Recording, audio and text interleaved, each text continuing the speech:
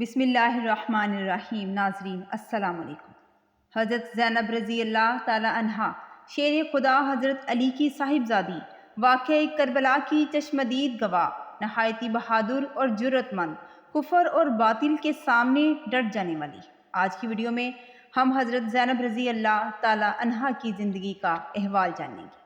ناظرین، حضرت زینب رضی اللہ تعالی عنہا 5 ہجری 627 عیسوی کو مدینہ منورہ میں پیدا ہوئیں۔ والد اور بھائی خوشی سے نہال تھے۔ نبی کریم صلی اللہ علیہ وآلہ وسلم مدینے سے باہر تشریف لے گئے تھے۔ حضرت فاطمہ رضی اللہ تعالی عنہا نے حضرت علی رضی اللہ تعالی عنہا سے فرمایا کہ بابا جان تو مدینے سے باہر ہیں، آپ بچی کے کانوں میں اذان دے دیں۔ تو حضرت علی رضی اللہ تعالی عنہا نے بچی کے کانوں میں اذان دی اور تکبیر کہی اور فرمایا کہ ہماری چاند سی بیٹی کا نام تو رسول خدا حضرت محمد مصطفیٰ صلی اللہ علیہ وآلہ وسلم ہی رکھیں گے۔ چنانچہ آپ صلی اللہ علیہ وآلہ وسلم 3 دن بعد واپس گھر تشریف لائیں تو پورا گھر خوشیوں سے منور تھا۔ حضرت علی رضی اللہ تعالی عنہا نے نومولود بچی کو آپ صلی اللہ علیہ وآلہ وسلم کی گود میں دے دیا۔ جب آپ صلی اللہ علیہ وآلہ وسلم کی نظر نومولود بچی پر پڑی تو پھر آپ صلی اللہ علیہ وآلہ وسلم نے فرمایا کہ ارے اس میں تو اپنی نانی حضرت خدیجہ الکبریٰ رضی اللہ تعالی عنہا کی مشابہت ہے۔ پھر آپ صلی اللہ علیہ وآلہ وسلم نے اپنی بڑی صاحبزادی کے نام پر حضرت زینب رضی اللہ تعالیٰ کا نام رکھا۔ ناظرین، تاریخ کے اوراق بتاتے ہیں کہ حضرت زینب رضی اللہ تعالی عنہا 6 سال کی عمر تک اپنے نانا حضرت محمد مصطفیٰ صلی اللہ علیہ وآلہ وسلم کی تربیت خاص میں دینی امور سیکھتی رہیں اور ان میں مہارت حاصل کرتی رہیں۔ اللہ تبارک تعالیٰ نے کم عمری میں ہی فہم و فراست، ذہانت اور دانائی، عقل مندی اور قوت حافظہ کے ساتھ تقریر کے جن امور سے آپ کو مالا مال کیا تھا۔ حضرت زینب خوبصورت اور خوبصیرت بھی تھی۔ جب آپ سن بلوغت کو پہنچی تو سیدنا حضرت علی مرتضیٰ رضی اللہ تعالی عنہ نے ان کے لیے اپنے شہید بھائی اور جنگ موتا کے ہیرو حضرت جعفر تیار رضی اللہ تعالی عنہ کے سعادت مند صاحبزادے عبداللہ بن جعفر کو منتخب فرمایا۔ حضرت عبداللہ کا شمار مدینے کے امیر تاجروں میں ہوتا تھا۔ روایات بتاتی ہیں کہ حضرت علی رضی اللہ تعالی عنہ نے ان کا نکاح مسجد نبوی میں نہایت سادگی سے کیا۔ حضرت عبداللہ فرماتے تھے کہ میں نے خاتون خانہ میں زینب سے بہتر کوئی عورت نہ دیکھی۔ اللہ تبارک تعالیٰ نے انہیں 4 صاحبزادے اور 1 بیٹی سے نوازا۔ ناظرین، واقعہ کربلا 10 محرم 61 ہجری کو خاندانی رسالت اہل بیت نے اپنی جان اسلام کی راہ میں قربان کر دی۔ وہاں خواتین، جن کو صنف نازک کہا جاتا ہے، انہوں نے بھی ایسا کردار ادا کیا جنہیں فراموش نہیں کیا جا سکتا۔ سیدنا حضرت زینب رضی اللہ تعالی عنہا کا نام سر فہرست ہے۔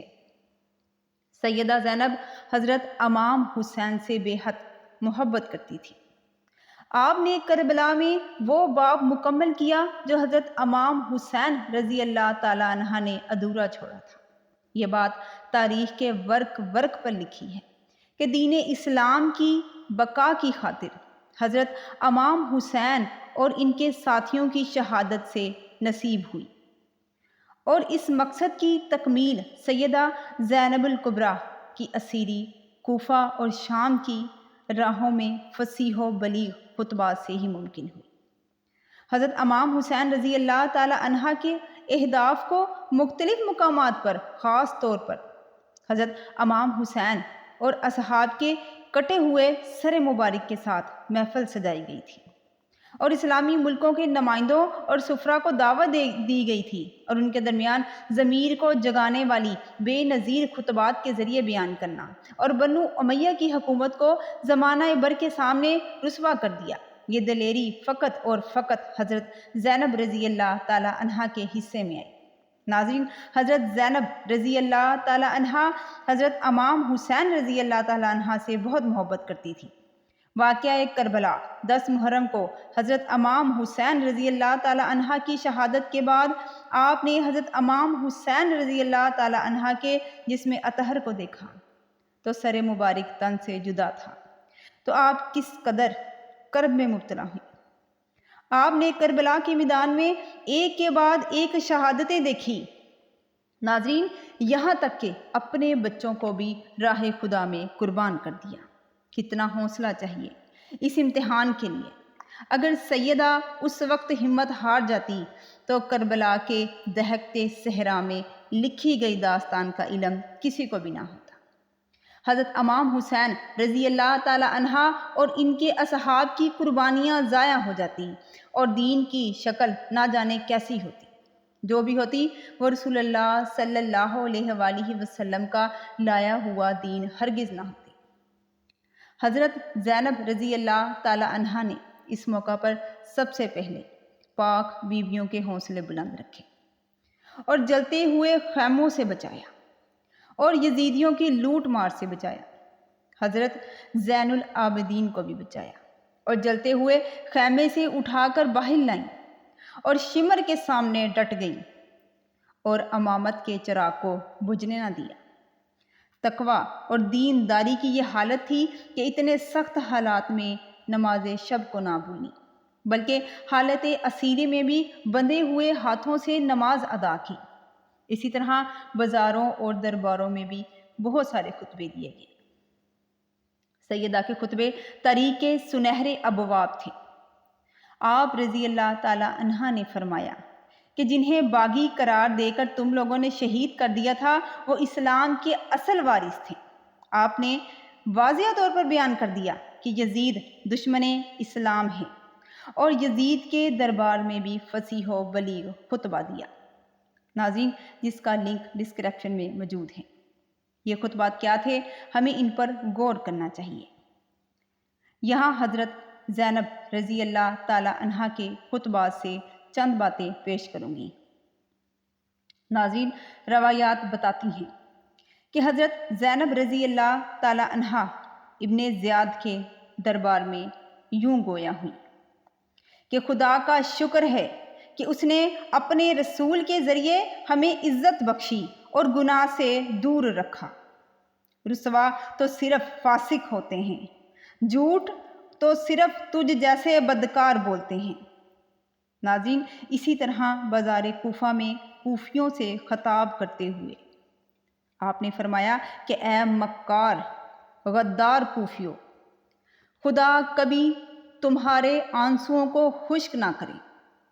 تمہاری قسمت میں صرف خدا کی ناراضگی اور عذاب دوزخ کے سوا کچھ نہیں۔ رو او رو، کیونکہ تمہارے نصیب میں صرف رونا لکھا ہے۔ تم نے کام ہی ایسا کیا ہے کہ ذلت اور رسوائی تمہارا مقدر بن چکی ہے۔ قریب ہے کہ آسمان زمین پر آ جائے، زمین پھٹ جائے، پہاڑ ٹکڑے ٹکڑے ہو جائیں۔ اگر خدا کا عذاب ابھی تم پر نہیں آ رہا تو اس کا یہ مطلب نہیں کہ تم محفوظ ہو۔ خدا ہمیشہ فوراً نہیں بیچتا عذاب، اور ایسا بھی نہیں ہے کہ مظلوموں کو انصاف نہ دلائے۔ ناظرین، مورخین نے لکھا تھا کہ حضرت زینب کے لب و لہجے کا یہ حال تھا کہ کوفی حیران و پریشان تھے کہ کیا حضرت علی رضی اللہ تعالی عنہ دوبارہ آ گئے ہیں۔ آپ رضی اللہ تعالی عنہ نے ایسی ہمت اور جاہ و جلال کا مظاہرہ کیا اور صبر و استقامت کے ساتھ کفر کے آگے ڈٹ گئیں۔ آپ کے خطبات نے واقعہ کربلا کی تکمیل کی۔ ناظرین، یاد رکھیں، تاریخ کربلا میں ہر قدم پر حضرت زینب کا مثالی کردار موجود ہے، چاہے وہ بائی کی رخصتی ہو یا ظالم کے دربار میں حق و حقیقت کے دفاع کا مرحلہ ہو۔ آپ رضی اللہ تعالیٰ عنہ بے مثال شخصیت، ہر دور ہر ادوار کے لیے بے مثال نمونہ ہے۔